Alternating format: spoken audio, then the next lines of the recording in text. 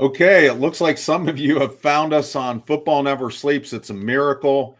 It's a miracle that I was able to fix what I did wrong. No theme music tonight because we've already burned up enough time wasting with me hitting the wrong button. So, anyways, this is Football Never Sleeps, as the sign says. I'm Eric Hansen. I'm Bob Morton. He's Bob Morton. I almost pointed the wrong way. He's Bob Morton, former Notre Dame offensive lineman, current Little League baseball coach, and the guest co-host tonight, and who's going to save our show. And hopefully more of you guys can find us as we go along. What we're going to be talking about tonight is Notre Dame's summer recipe for success. The Irish came back for their summer program. The returning players from the spring roster did on Monday. 12 more freshmen join them next Monday for classes and summer workouts. We're going to talk about what we do with strength and conditioning, what they do with player-led workouts, and Bob and I need some giant turkey legs to gnaw on after that crazy start to the show. But again, thank you guys. We're going to work in your questions. When we do, I'm warning you, I'm going to have to put on my Walgreens cheaters to look at your questions, but we'll work your questions. We're going to have offensive line talk since we have a former offensive lineman here. Just a little bitty bit of recruiting since Tyler's not here. If Tyler were here, besides scolding us for messing up the start, and that was all me and no Bob, is he would say like, subscribe, leave a comment. Even if you're making fun of me, you can leave a comment. I know, why do you do that? Because Tyler says so, but it's also because it helps our channel. It doesn't cost you anything, and I'm pretty sure it's gluten-free. So we're going to get the show finally started with no music tonight. We'll maybe play a little music at the end. And we are going to start with our opening drive. And what we are starting with is tracking Notre Dame's football summer strides. As I mentioned, the players have returned. So, Bob, we're going to start the first question with you. Yep. How much better in terms of affecting the bottom line do you think what Notre Dame does now in the mid-2020s is compared to when you played, which was the early 2000s? Yeah, I think the way that Notre Dame handles like summer workouts now compared to, what it did for me 20 years ago can probably best be summarized with the improvement that you've made over the last year of handling technical difficulties without Tyler doing it for you. I feel like every time I join this show, for the first time of the summer, and Tyler's trying to soak up the sun somewhere, we end up shutting down the stream. I don't know if you know this, but I'm not going to get the football until we get to this, because I think everybody else in this chat knows that the old link to the episode is still live, and it's a 25-second countdown. You saying, "Oh crap," and then it cutting off. And I hope that just stays on the internet forever. I gotta be honest. Well, I think we have to leave it up for now so people can find the link. That's the only problem.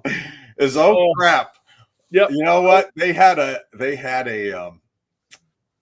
old Saturday Night Live skit where it was like adult diapers, and they were called "Oops, I crapped my pants," and that's what it felt like today. That's about what it was, and I had no idea what was going on until you said that, and it said stream ended. So that was, I think I can add co-host of the shortest episode of Football Never Sleeps to my resume. That's it's going to be so good. Okay, back to the question at hand.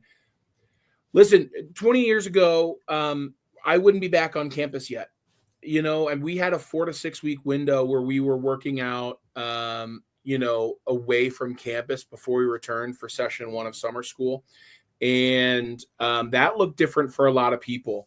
What it looked like for me was going back to McKinney, Texas, and either working out at McKinney High School or McKinney North, kind of the neighboring school that didn't exist when I was there. It's not like they were a rival of mine that I was betraying my school, but I had coaches that had gone over to the other school.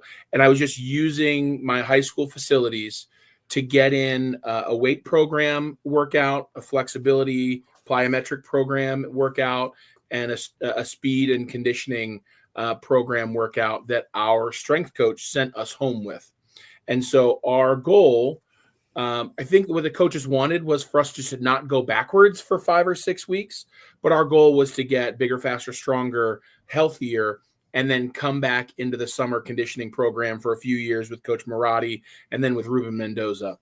The fact that we have players back after a very short hiatus who were here in the spring, we have freshmen coming in at the beginning of the summer. It feels so crazy to me that it really is the fall starting now, but it's so important on an individual by individual basis and on a collective team basis to get everyone moving the same direction under the same roof now, that it's just one of those things that, like, sometimes you're not always happy with the progression of the game. You know, I'm becoming an increasingly old head when it comes to football, but I just can't imagine how much different things would have been had we had the opportunity to really start leaning in to our team development at the beginning of the summer and just go unbroken through the football season. So they are much better prepared now than we ever were, you know, back when I was playing.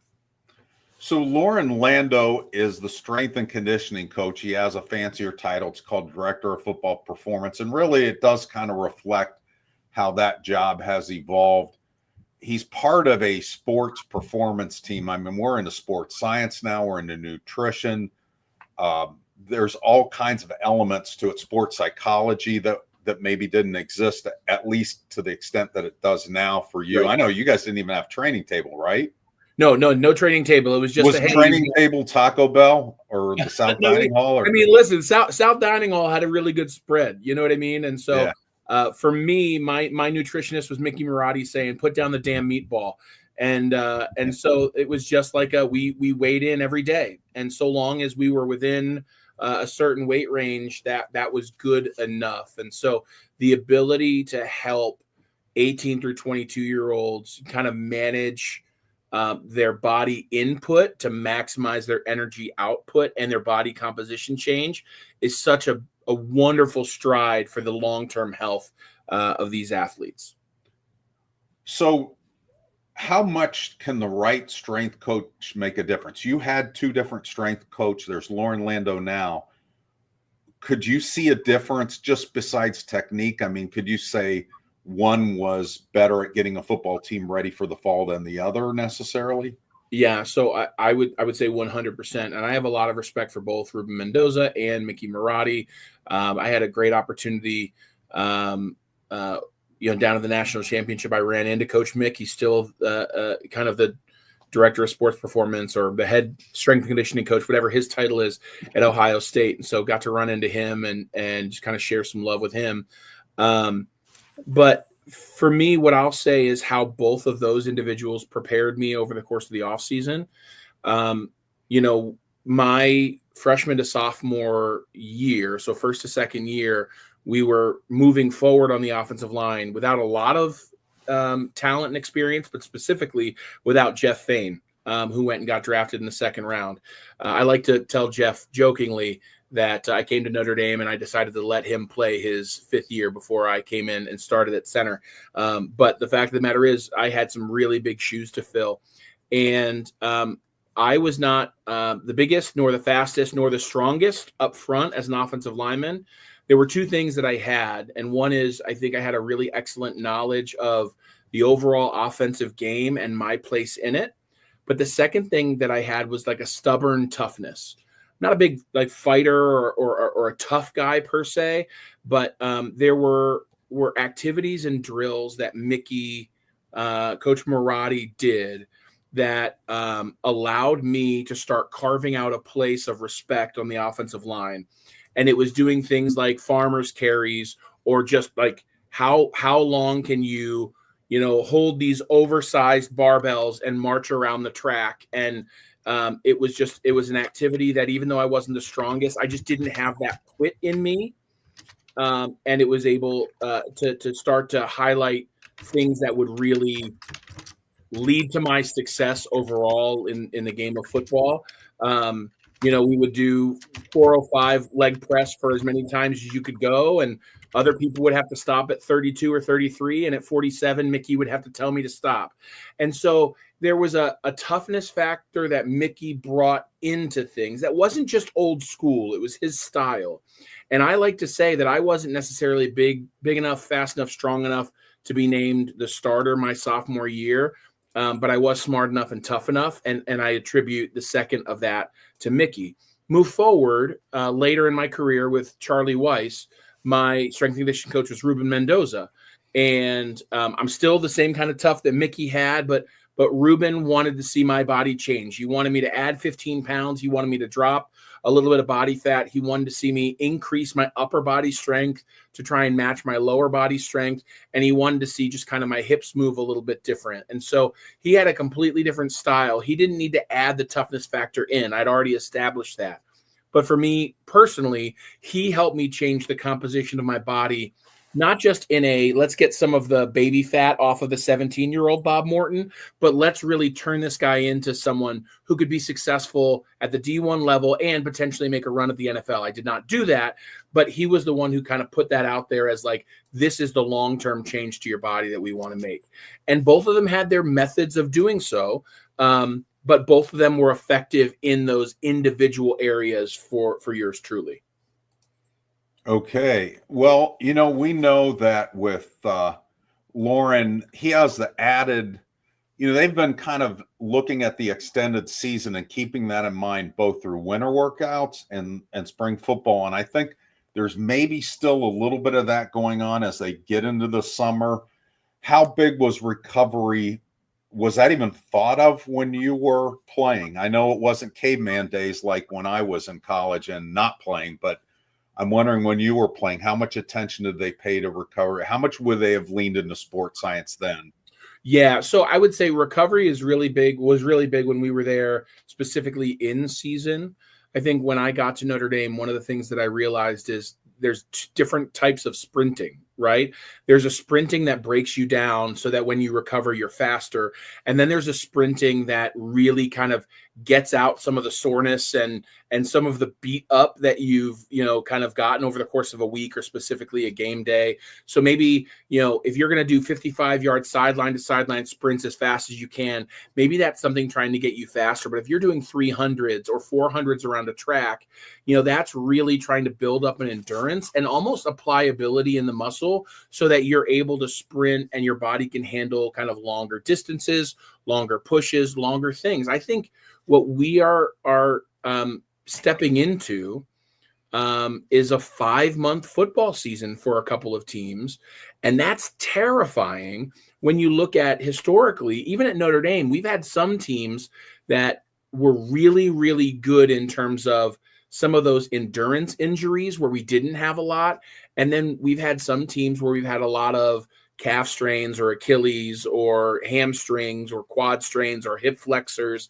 Like those are injuries where, you've built the biggest, fastest, strongest individual, but there's an element of overall body health, alignment, and recovery that you haven't built in. And so I'm not necessarily saying like Tom Brady and TB12 and just pliability is all you need to focus on, but we need to make sure we've built a system where these bodies can recover because they're playing longer seasons, not just than they ever have before as individual athletes, but longer seasons than any college athletes have ever played before. Okay, we're going to get into player-led workouts next and the dynamics with that, but we're going to take a few questions and comments before we get moving here. Yeah, great. So I canceled my evening plans. This is from Wade John when I saw who the co-host was. Did that make you nervous, Eric? No, Bob doesn't make me nervous. What makes me nervous is just not knowing what to do sometimes with technology. My 10-year-old grandson, Reed, was over here helping me actually on Sunday, and he told me, Grandpa, you need to look into the camera more when you're doing that intro. So I practiced doing that. I practiced looking straight into the camera, and then I blew it. So we will do that next week, Reed. And he was awesome. We got a steak dinner out of that. Okay, I think we have, let's see. Lee Crab is entering gold. Well, you know what? I'm hoping that we get a NIL deal out of this from Dude Wipes or somebody. Maybe from Taco Bell. There's a tie in there somehow.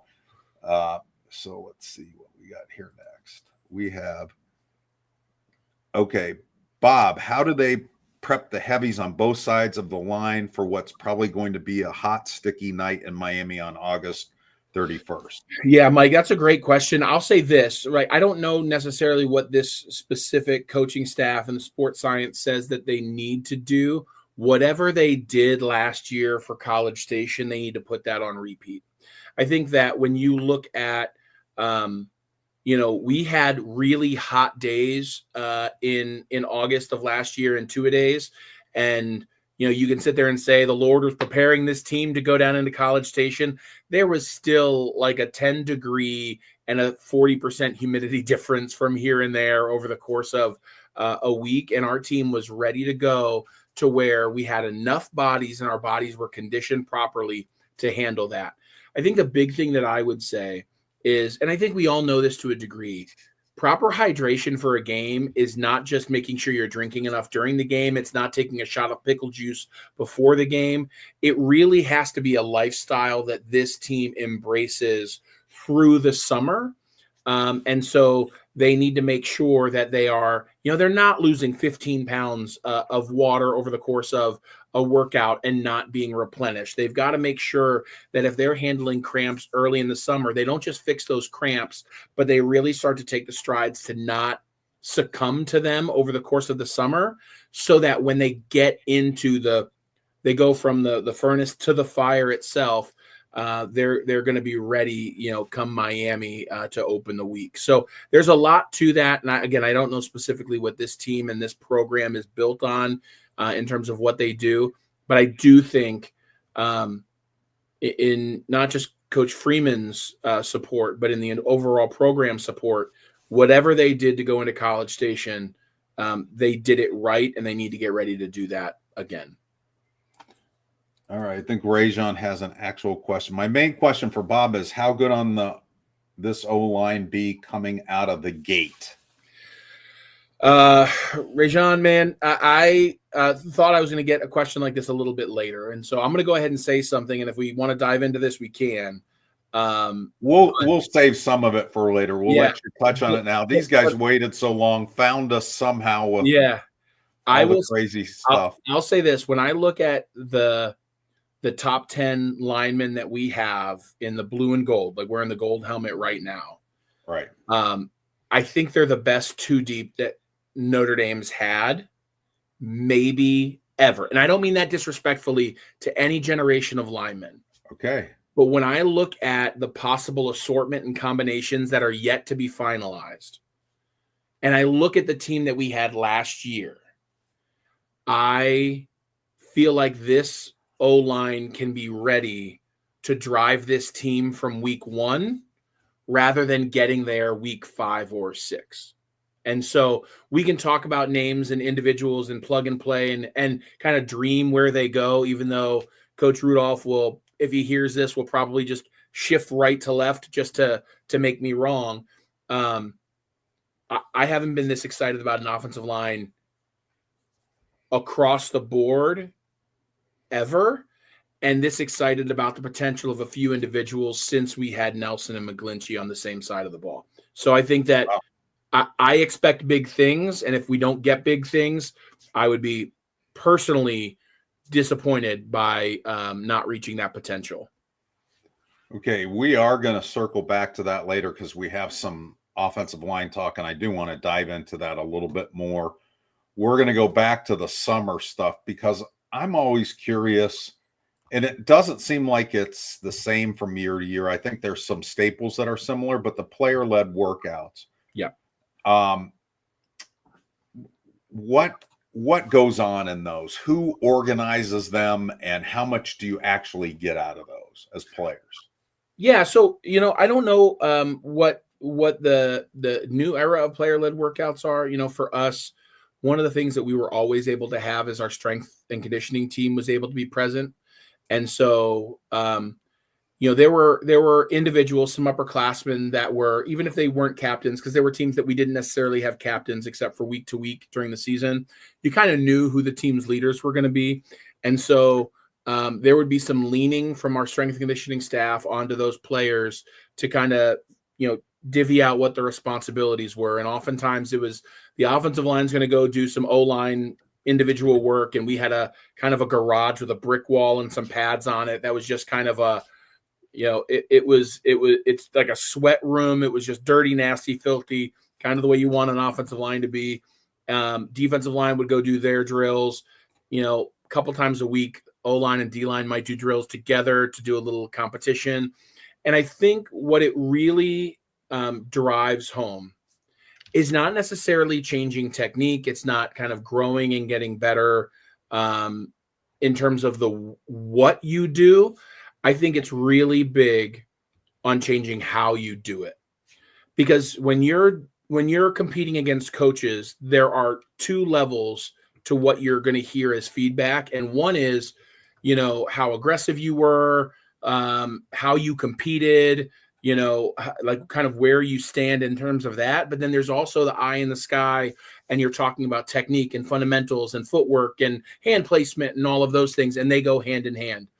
You might get a little bit of like hand placement talk from a veteran talking to a younger player, but more than anything, this is just about helping players know the level of competition that this team is expecting to go against. And you are just selling the idea that the guy you line up across from or you line up next to is the best person you're going to play against this entire year.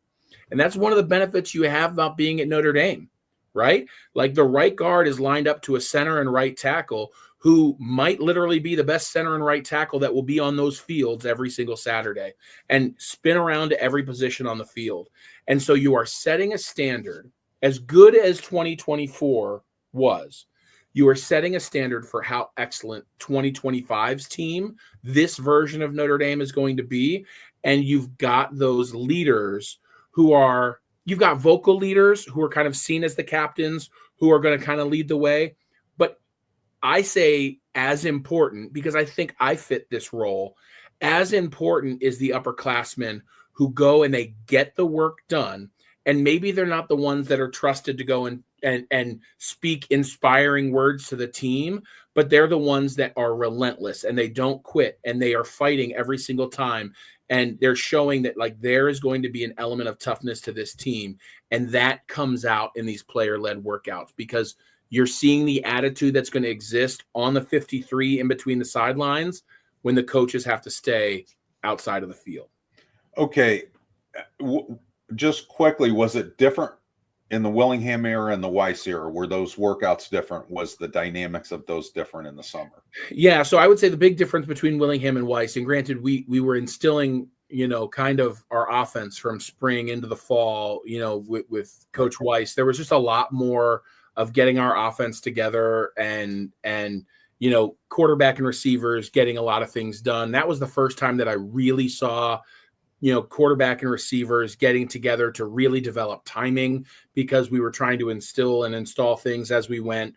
I think that it's hard to know if there was a difference between Willingham and Weiss, and there was just a difference in Bob being an underclassman and Bob being an upperclassman. Yeah. Because I was a fourth and fifth year guy under Charlie, and we knew what we wanted to be as an offensive line. And so we were really dedicated to making sure that we were going to be the best five up front that we could possibly be.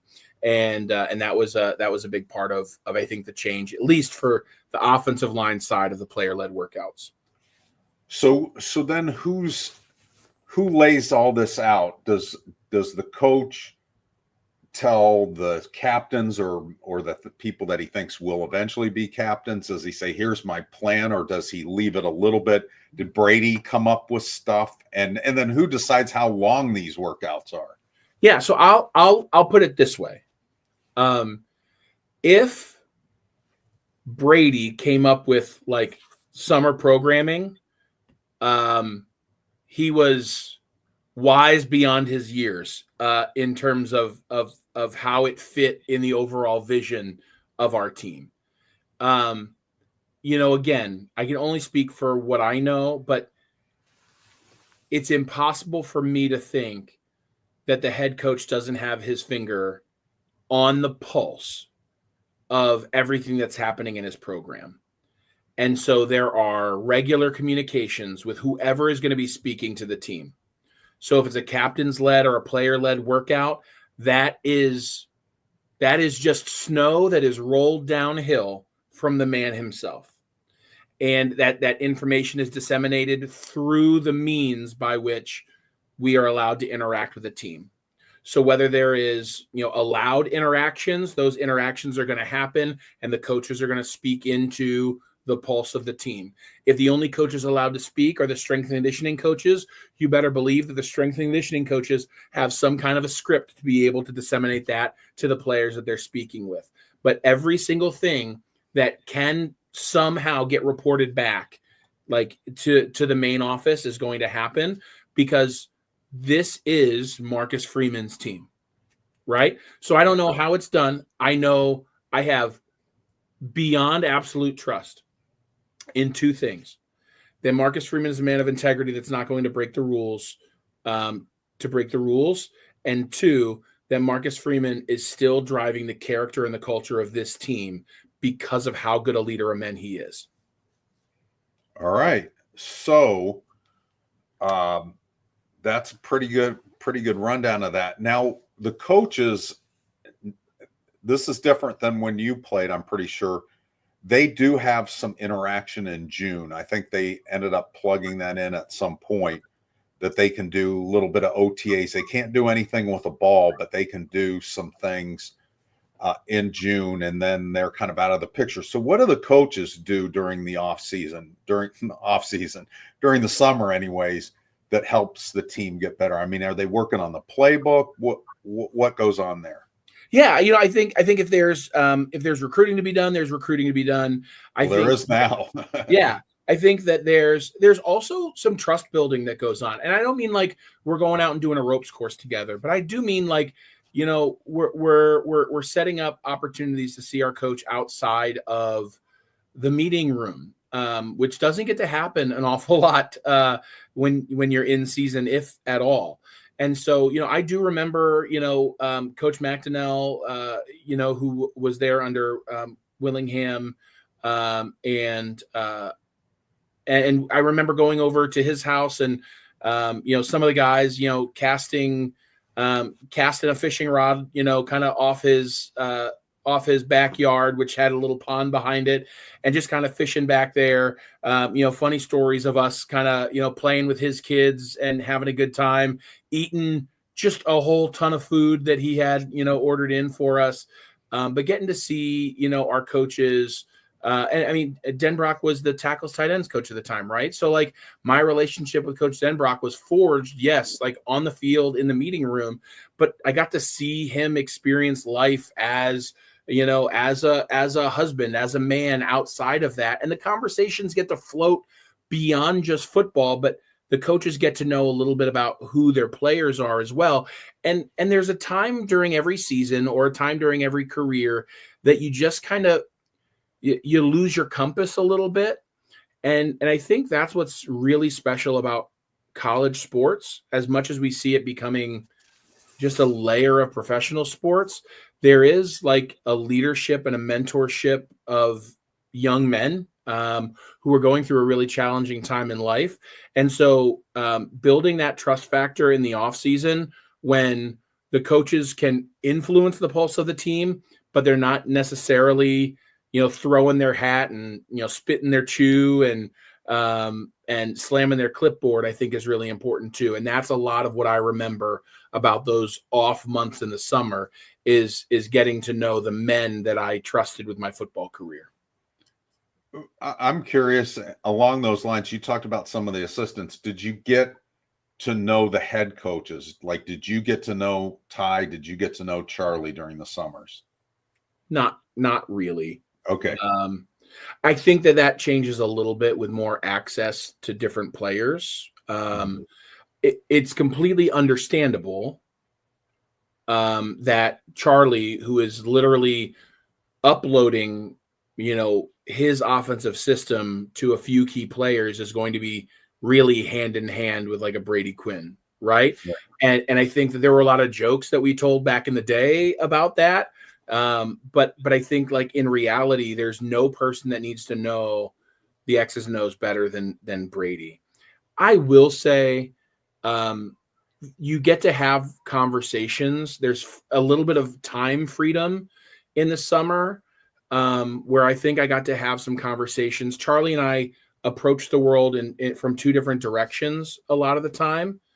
And I think there was some conversations. I mean, they were in his office, right? It wasn't like we were hanging out at his house or anywhere else. Like, I remember sitting in his office and him asking me like, tell me why this is important to you. And me being able to share just as a young man, just kind of some of my compass about things and getting to know what was important to him. That's why, I mean, Eric, you've heard me say, others I think have as well. Like, there's a lot that people didn't like about Charlie Weis. I will forever be indebted to him for a personal reason, but also the one thing I'll say is in big moments, Charlie Weis shows up, and I've seen it time and time and time again. And I know why, because I've been able to hear about his moral compass and what's important to him. So to answer your question, yes, but I don't think we had a lot of time with them. I just think we got to talk about things that were not football related with them a little bit more in June and July. Before we get to another round of questions, scads of offensive line talk, which I promised in the opening, which I botched.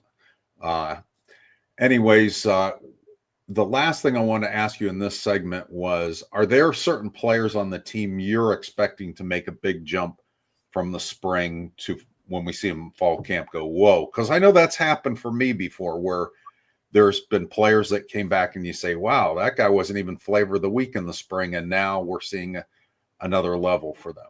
Yeah, so I think that what's exciting for me is it's going to be seeing how athletes that maybe there's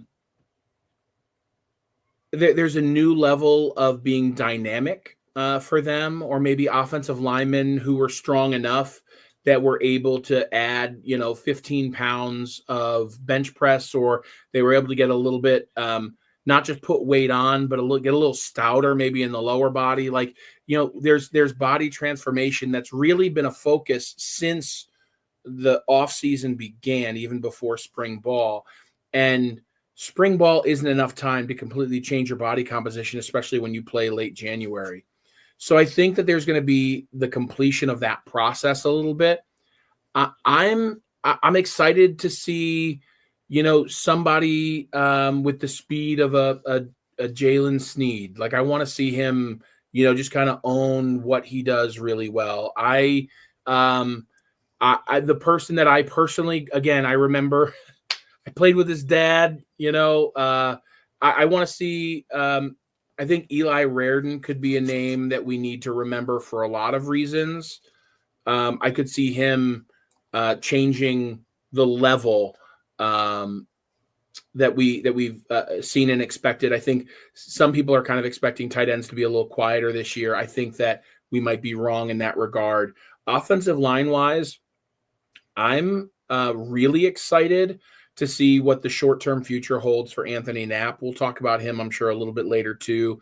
Is there a position change for him? If there's not, there's probably just some work on footwork, hand strike, hand placement, active hands that he has done that will take him from being a freshman who the first couple of weeks was hanging on for dear life to the rest of the season was a steady starter that, all of a sudden we could see a huge step up from him. And I think, I look at Anil Wagner, right? Like, I don't know that Wagner was ever out of position when I had a problem with his blocking. I think the problem that I had with him was sometimes I didn't feel like he was able to take a stand and keep somebody far enough away from the quarterback. He was always blocking the person as they got close to the quarterback, and you just need a tackle to be able to hold the edge of the pocket more. And I think that, as somebody who last year was the first year he was able to keep his weight up where it needed to be, I think maybe another year of getting a little stouter in the lower body could really elevate his level as well. So I'm just spitballing guys that are, guys that I've talked about in the past, but those are the types of individuals that I would love to see, or I think we might see kind of a big jump in performance based on how their bodies have changed. All right. Well, before we get into more of that kind of offensive line talk, we're going to take a run, and some of these might actually be offensive line questions, but we're going to take a run through the question queue here and keep loading them up. We'll get to your questions. The first one here goes back to Ed. Is there a scheduled offsite for the team like we've seen in years past? That was a big Brian Kelly thing. I think Lou Holtz did it a little bit, and they both like Culver. Marcus Freeman doesn't like it. So I don't think we'll ever see it with Marcus Freeman. We've talked to him about it. It's just not a concept that he embraces. What did you ever have one that was offsite? No, so we never had any offsite camp. I think it was maybe at a different part of campus. Yeah. Yep. We went over to basically by the bookstore back before there were a couple more dorm buildings over there. They put a giant tent in between two of the dorms. That was our locker room. We lived there. We walked downstairs. You're 150 yards from the front door of the dining hall, and just everything existed kind of in that space. I do think that I think that there can be benefit, in kind of getting to an offsite camp. But I'll also say you've gotten to a point now where the equipment and the location that we have and that's being built is so specialized that I mean, you kind of want to do as much as you can there. Like, we have access to everything, right? And so when you go off site, you lose something. Maybe the pros outweigh the cons, but you lose access to something. And I think the fact that college football is becoming more of a business, even specifically for our players, I think knowing that they have access to everything that they will during the season is actually pretty important. And I think so long as you make things easy, right? Hey, get in the building and you're here till you leave the building, and you get to do that with food. You get to do that with some form of relaxation, other kinds of treatment and things of that nature, and fun. Hey, we're going to keep you here. Then we're going to send you back to your place and you're going to get a good night's sleep. I think if you can do that in a location where you have access to all of your stuff, it's better than going elsewhere. That's my take, but I also am probably justifying the fact that in 5 years they never took me off campus. So I'm just living with it. Yeah, and the Shields Family Hall is going to even make it more convenient to keep that all in the same place. They're going to have the kitchen in there. They won't have to cater stuff in like they do to the Goog right now. They're going to have everything in there except for a big giant slide like Clemson has. Let's see here. We're going to go to Jeff Stevens. Eric, can you give us an idea of the value of the off-the-record discussion with Freeman, not asking specific content or confidential stuff? So last week, Marcus Freeman met with the core beat media and a couple of smaller groups, and we were able to do about 40 minutes on the record each and about 20 minutes off the record. And where the value is for me with the off the record stuff, you're like, well, what? You can't share it on a message board. You can't share it in stories.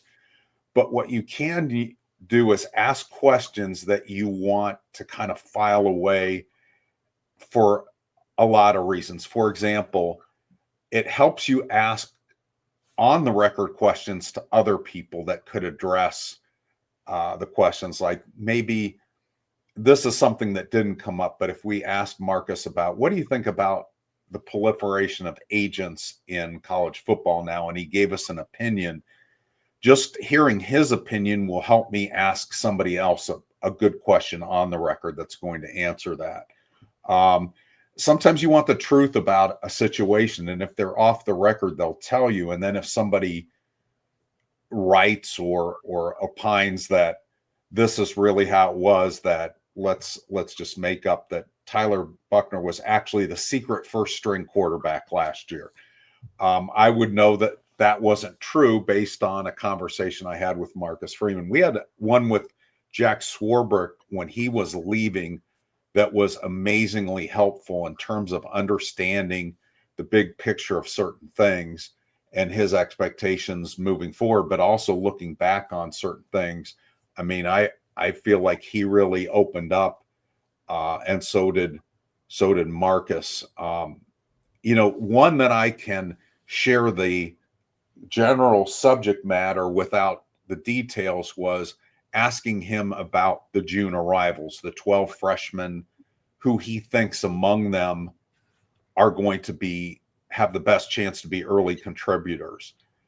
That is really helpful because now I kind of know who to keep my eye on, because it's not just what I see, it's what Marcus expects. And so that's super helpful from that standpoint. So those conversations do work. I'll Bob, say, yeah, from a different perspective here. Let me just go ahead and talk from the football perspective. I'm not Marcus Freeman. I'm not a head coach, right? But during my 5 years here, probably in the last 2 years, there were a couple of times that I would. Let me just say this: more in the years after. I know that we had a relationship when I was in college, Eric, but I do remember in the years after getting a text from you saying, "Hey, I've got an off the record question. What can you tell me about this?" And especially when you're closer, you're a recent grad, the guys who have played. Going on the record about something like that is inappropriate. It's not helpful. It's how you get blacklisted and as alumni. And so being able to share with Eric several things over the last 20 years that were off the record, to help him get an understanding of things, maybe to, like you said, reformat different questions for different people, or just have an idea of is this something I should look at in the games ahead? Because it's something that I thought I caught, and can you give me some more details on that? The fact that I've trusted him over the course of 20 years with off the record things that have never been broken is why Eric's doing what he's doing today. And it's the same thing that he was doing that many years ago. The success that he's able to have is by honoring that off the record bit. And so when you have those conversations, even if these coaches aren't thinking, I'm filing this away and I'm testing these guys, the more that the South Bend beat can honor those off the record topics, the more they're building relationships that will only help their reporting over the course of years. And to be honest, you don't get good at covering Notre Dame in one season or two. You have to know this special place. And I guess I can speak as a fan as well as a contributor now. I'm just really thankful for how you've done that, Eric, and the fact that I think that you're in a place now because of honoring those conversations with coaches and players over the last several decades. That makes up for my oh crap to start the show. Thank you. I appreciate it. All right, Jeff Stevens. Bob, in your development role, are you hearing donor alum? Oh, this is a good question. Not that the other ones weren't great. Alums weighing in on the USC future scheduling with passion. Yeah, I'll say this, right? There are very few times that Notre Dame can be in the news and I don't get pushback on it, right? However, what I love about Marcus as the head coach, Pete Bavacqua as the AD, is they have landed on the right side of most of the discussions that involve Notre Dame athletics. And so the fact that both individuals have come out and said flat out, we want this rivalry to continue, has been great for me because all of my people want to stomp the Trojans every single year, right? It is one of those things that we want USC, we want to be independent. I'll be honest with you guys, as a former player, I look at the playoff structure and there's a part of me that's just it would be easier if we just went into a conference and just won that conference, but it wouldn't necessarily be Notre Dame, right? And so I love the passion of our fans because whether they have an understanding of the situation or not, the people that I talk to, they are adamant that this is the way things should go. And I think Marcus and Pete did a great job of saying, this is what we want from minute one. So regardless of what happens, Notre Dame's not in the wrong here. Notre Dame alumni aren't going to be mad at Notre Dame because we made it very clear what we want. And if anybody, pardon the language, screws the pooch, it's USC, and we kind of expect them to do that anyway. All right. We've got all kinds of colorful phrases tonight. Let's see here. I think the rest of these are mostly offensive line. I got one more from Scott that's more general. Guys, the offensive line, defensive back, safeties, linebackers group, and running back group may be some of the best in college. Will that be enough to carry CJ and or Kenny until they are comfortable leading the team?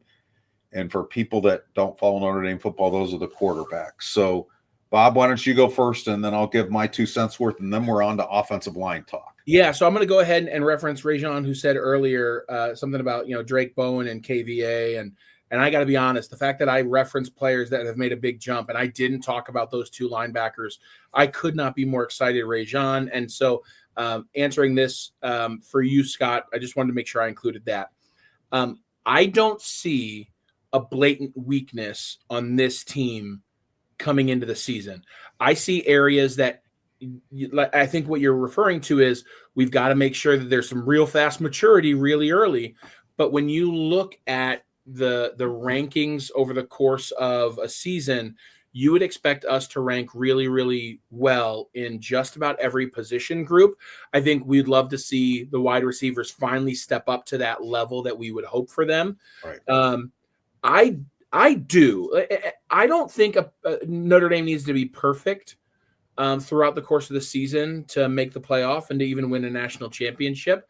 I do think that we need to win the games that we are supposed to win, and we need to be in the games that we're supposed to be in. And so I will say I think that our offense is good enough and is more diverse, which will help these quarterbacks, one of these quarterbacks, get through the first few weeks to establish themselves as a legitimate Division I starting quarterback after the first couple games of the season. I would love to see that week 1. I would absolutely love to see that by trouncing Miami.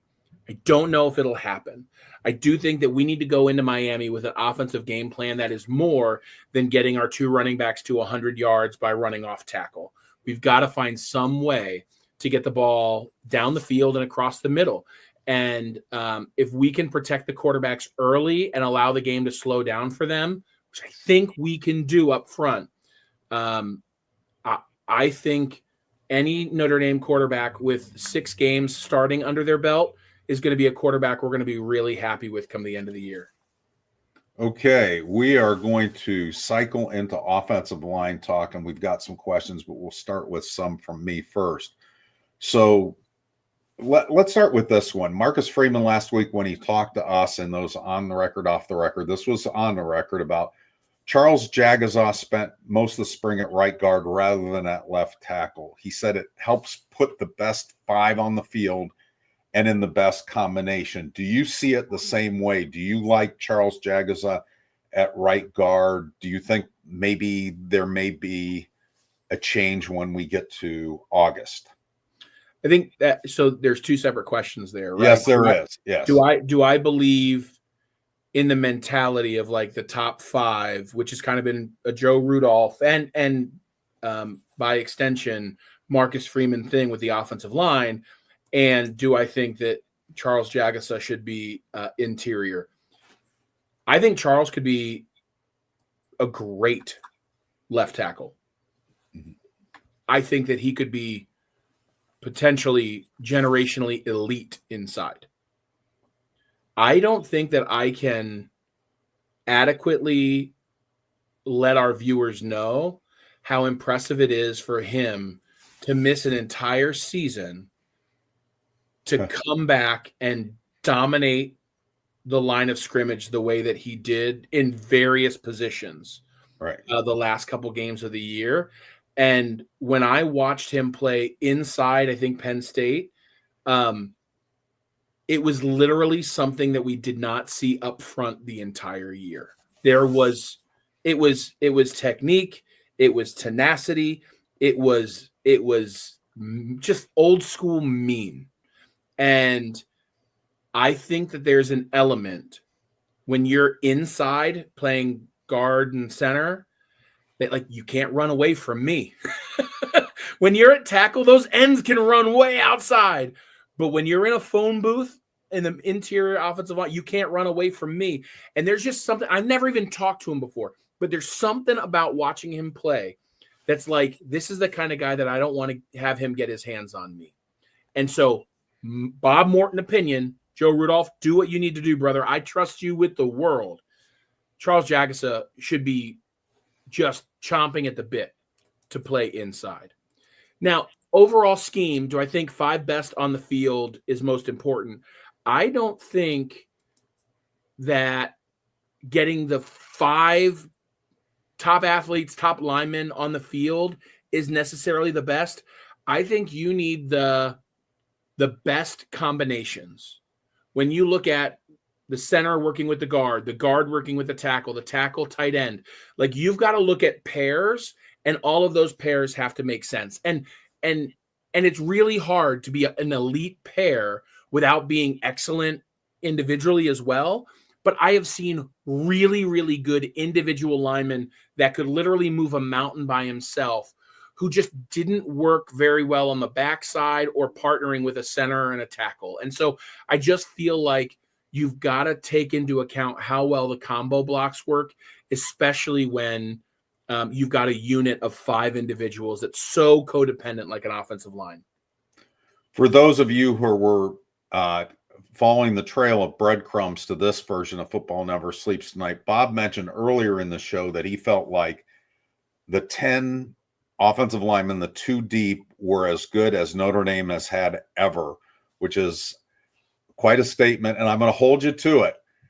And then you look at Anthony Knapp, who was a 3-star guy, started there as a freshman. Very rare for a freshman to start at left tackle. He started 15 games there. He didn't start the national championship game because he was injured.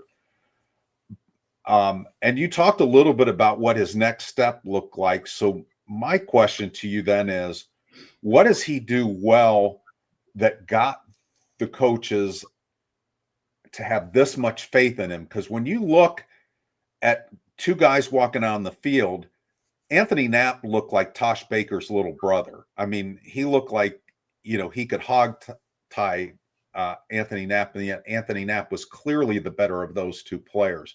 So what is that Anthony Knapp is doing that's going to help him not only last year start 15 games as a freshman, but turn into maybe somebody that has a future beyond college? It's his feet, Eric. It's his feet. I mean, he was always in the right spot. You know what I mean? Like, Tosh Baker, is a mountain of a man, right? But his feet were not fast enough to handle the defensive end pressure, specifically from Texas A&M early in the year. So you put somebody who's got the footwork to get his body in between a really skilled and fast, not a bull rush defensive end at Texas A&M. And when you realize you can play against a SEC defensive end, the rest of the season kind of slowed down for him a little bit. There were times his hands were pretty heavy. He punched and extended, didn't replace his hands. He was susceptible to an inside spin move early in the year. I think he got caught with a couple of spin moves and counter moves later as well.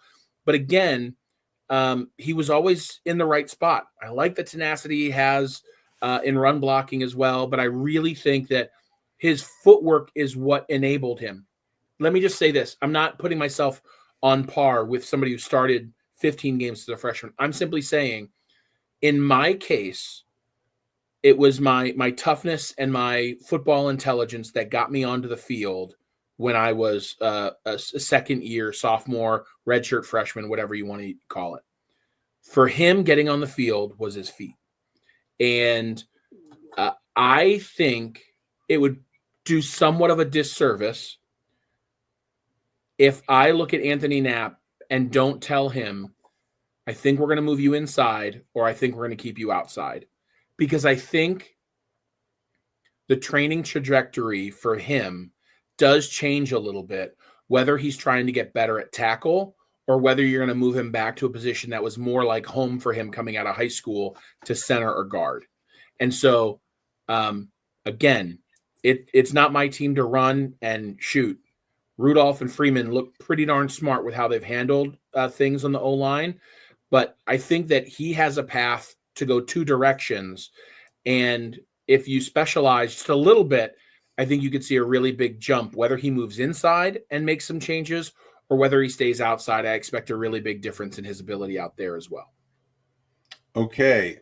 How many future pros do you think are in that first 5, and does that matter? Yeah, I think the five that we end up settling on, maybe not by week 1, but by midseason, I will say you've got at least 4 who make a name for themselves for a couple years on Sundays.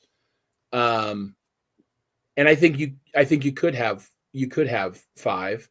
I think the one thing that's really interesting about Rudolph's approach is you've got a lot of individuals that can snap a football, which sounds really weird, but when I decided not to enter the draft, I was getting phone calls leading up to the draft with teams interested in taking me in the 7th or as a free agent because I could play every position. I dabbled in the Hula Bowl as a right tackle, and that was impressive to some teams.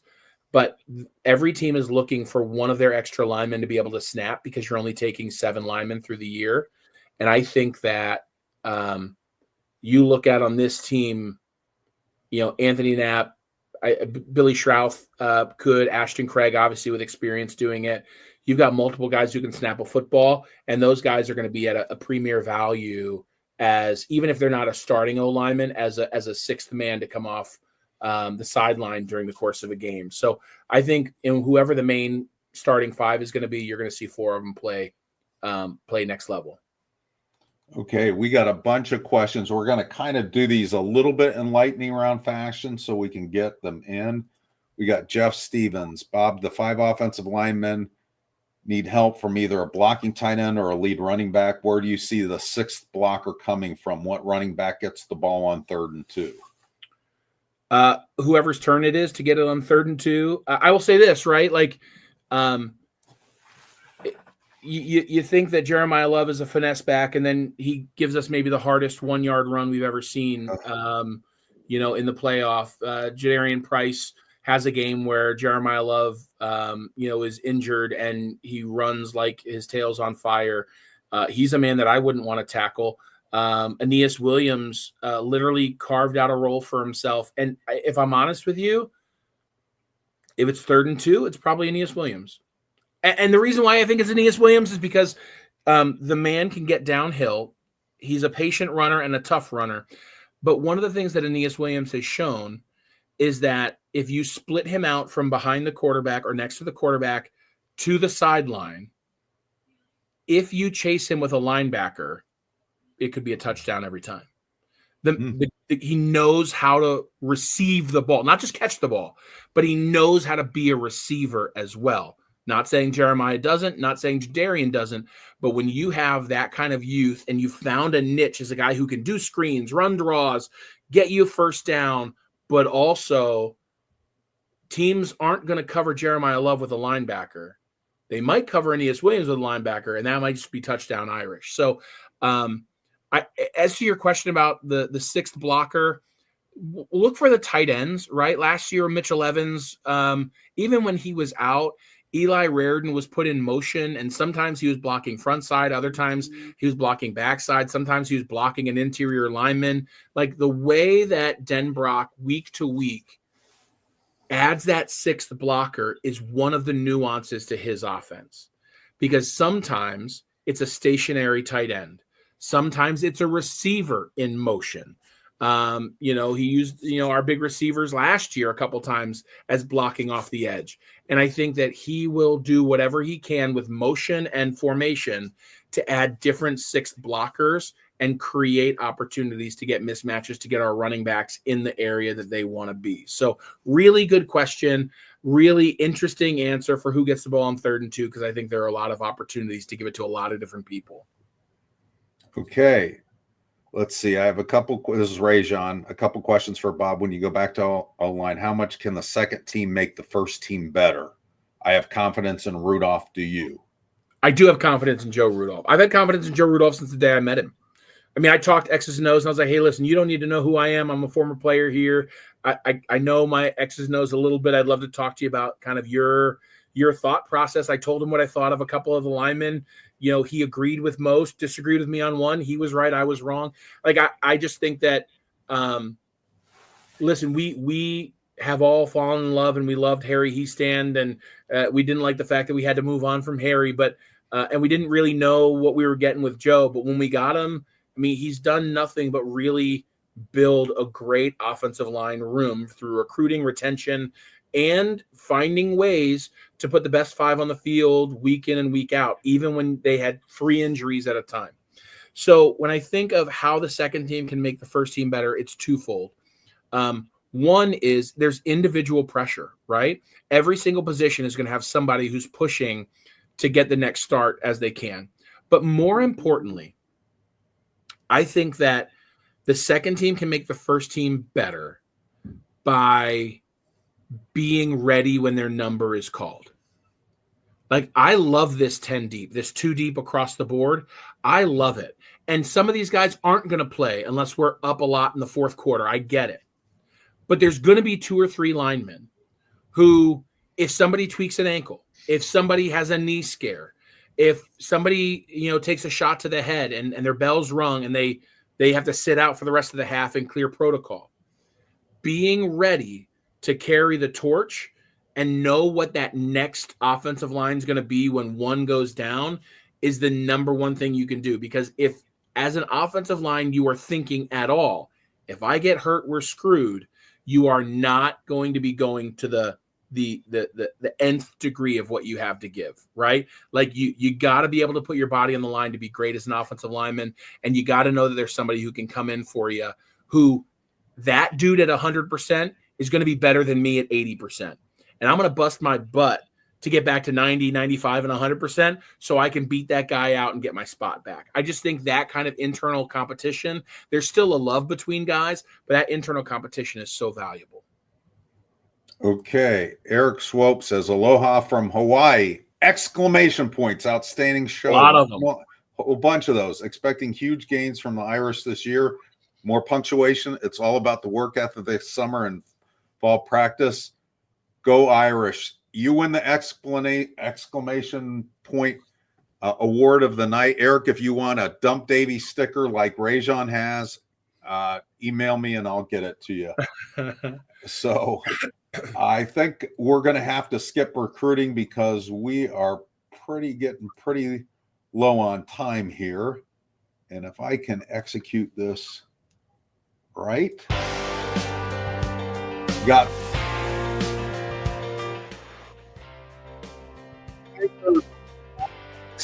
I don't know how you did it because I'm not sure if I was even going to be able to find us. But we really appreciate you being part of the show, asking great questions, great comments. Please like, or even if you hated it tonight, that you found us, like, subscribe, leave a comment, even if it's oh crap. Somebody I think suggested that we put that on a loop. I'll see if I can execute that while Tyler's on vacation. Bob Morton, thank you very much for being a part of this tonight. Always great to be here, Eric. We're kind of trying to trick you guys into finding us. I believe we'll probably do this on Tuesday night next week. I'll have to talk to Tyler when he gets back. But thanks very much for being with us. This is Football Never Sleeps. You got your music. And I will say the guy that wrote this music, Steve Lundgren, he is moving to Nashville in September, and he's going to be a professional songwriter. So if you guys want more information on Steve, or if you want to make sure that Bob and I never sing, tune in next week to see if we do sing with giant turkey legs. This is Eric Hansen and Bob Morton on Football Never Sleeps.